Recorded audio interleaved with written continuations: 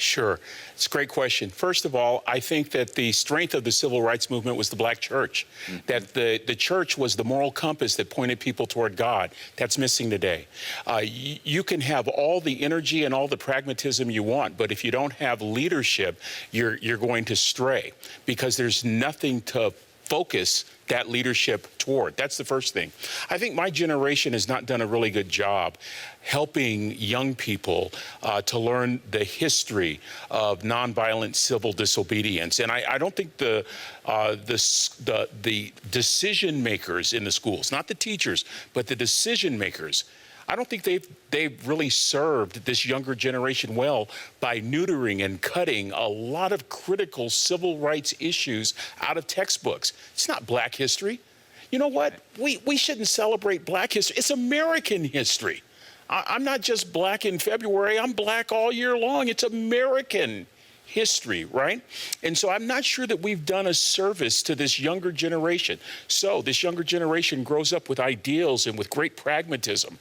They grow up with tremendous defiance, but the critical question becomes, how do you marshal that? And it has to be marshaled with some singular mandate that points to a particular target. And in the absence of that, you see chaos, and that's exactly what we're seeing.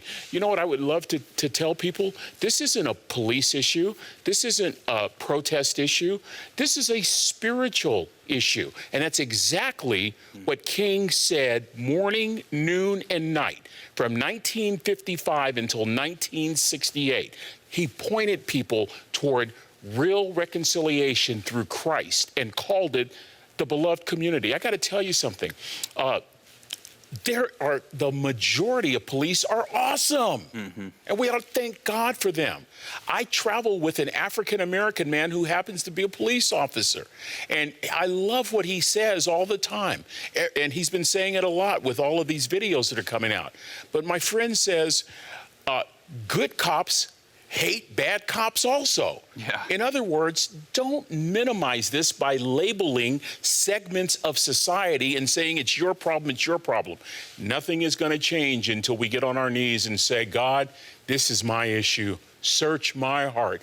Friend, I want to tell you, I got to tell you, Pastor and JB, every day for the past 10 days, I've been on my knees saying, let the change begin with me. Search my heart. Is there any wickedness in me? Help me, Father. Help me to overcome any prejudice or any stereotypes or any labels.